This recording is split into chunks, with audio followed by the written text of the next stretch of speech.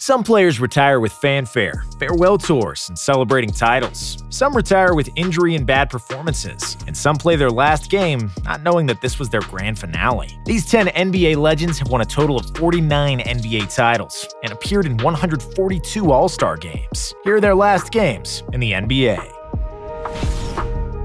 Shaquille O'Neal.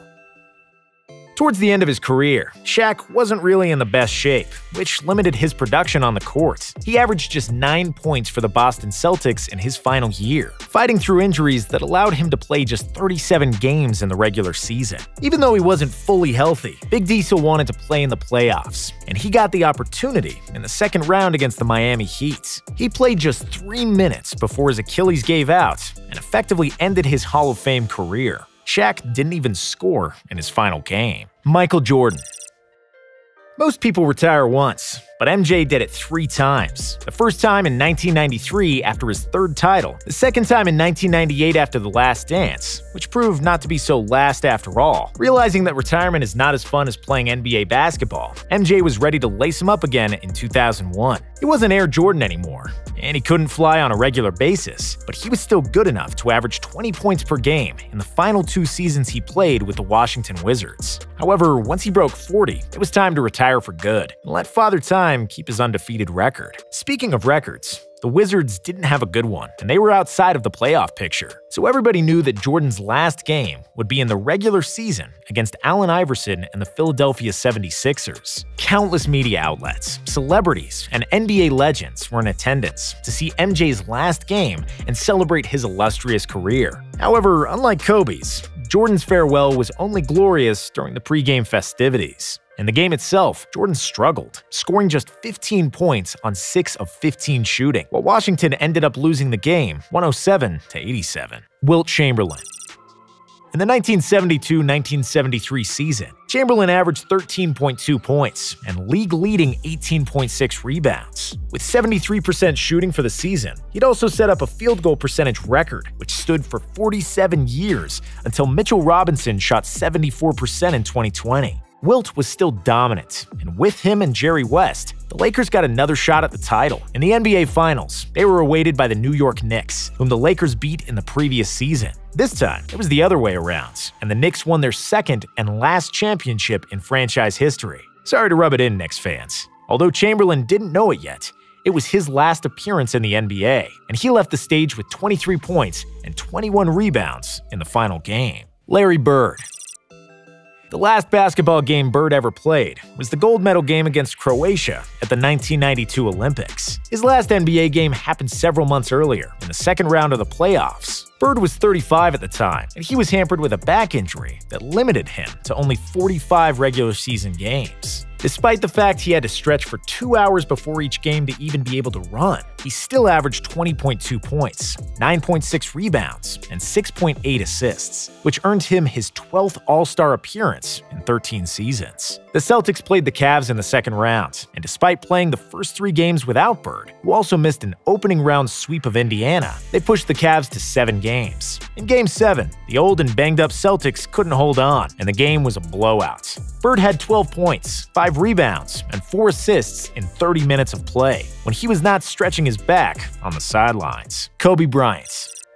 Sometime during the first quarter of the 2015-2016 regular season, Kobe Bryant had published Dear Basketball, a beautiful poem about his love for basketball and his subsequent retirement at the end of the season. The rest of the year turned into a farewell tour, as all the franchises, players, and fans were trying to celebrate one of the greatest players to ever do it. His low-scoring games didn't matter anymore, as we all learned to enjoy the candid, relaxed, and joyful Kobe in his last season. The Lakers were bad that year, and Kobe averaged 16 points per game on 35% shooting for the season, and the moments where he looked like Mamba were very sparse. "Can you do me a favor? I want you to get 50 in your last game," Shaq challenged his former teammate on Inside the NBA, to which Kobe laughed and said, "No way." And then it happened. Filled with adrenaline from the packed Staples Center, his family, and countless celebrities, Kobe went out in style like nobody ever did before him. After he missed the first 5 shots of the game, he calmed down and started hitting. By the end of the third quarter, he had 37, a miracle in itself. But Kobe was far from done. In the fourth quarter, he did what he had done so many times. He carried the Lakers to victory, scoring 23 more points, making one tough jump shot after another. He outscored the entire Jazz team in the fourth. And bear in mind that Utah was fighting to get into the playoffs, so it wasn't like they were letting him shoot because it was his last game. Kobe left the game with 4 seconds to go, to a long-standing ovation from the LA crowd, who knew they witnessed one of the best performances in basketball history. Bryant set some records in that game, and the 60 points he scored on a career farewell is the most ever, and no player before him had scored even 30 points in their last game. What else can I say? Mamba out, said the emotional Kobe, leaving the game he loved all his life and the career where he gave his all for 20 years. Tim Duncan.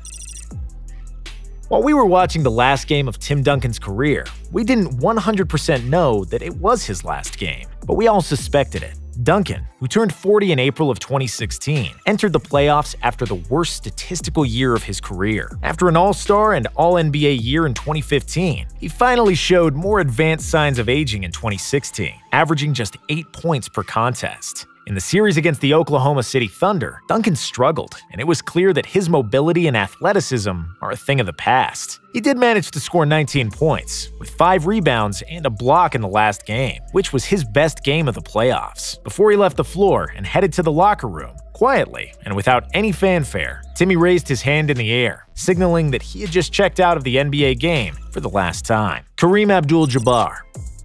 Kareem Abdul had one of the longest NBA careers and was productive even into his 40s. The Lakers had won 2 titles in a row in 1987 and 1988, and Kareem, who would turn 42 during the 1989 season, said that this would be his last campaign. The whole season turned into a farewell tour for Kareem, with opposing teams paying tribute to one of the most dominant players to ever step on the hardwood. The tour culminated in the last regular season game at the LA Forum, where the Lakers gave Kareem an oversized rocking chair, with Pat Riley, Magic Johnson, and others delivering heartfelt speeches, and Kareem's son singing the national anthem before the game. But because the Lakers were a playoff team, his real last game happened in the 1989 NBA Finals, where the Lakers would get swept by the Pistons, who avenged their loss from a year before. Magic got hurt during the series, and Kareem was 42, and he couldn't have helped the Lakers with more than 12.5 points and 5 rebounds in 4 games. Before he rode off into the sunset, Kareem notched 7 points and 3 rebounds in his final game. Magic Johnson.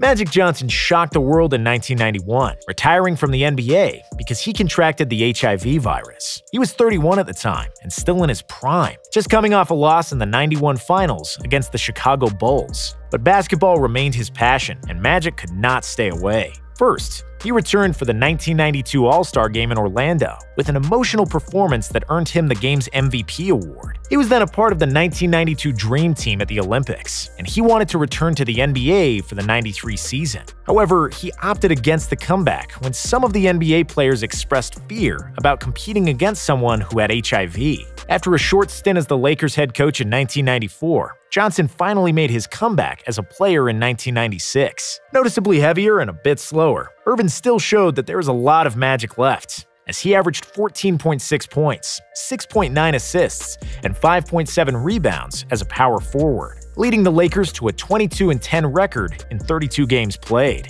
The ending wasn't so sweet after all, as the Lakers lost in the first round of the playoffs, with internal problems within the team. Magic's stat line in the final game read 8 points, 5 boards, and 5 assists in 30 minutes of action. "I'm going out on my terms, something I couldn't say when I aborted a comeback in 1992, Magic said in his retirement announcement. Hakeem Olajuwon.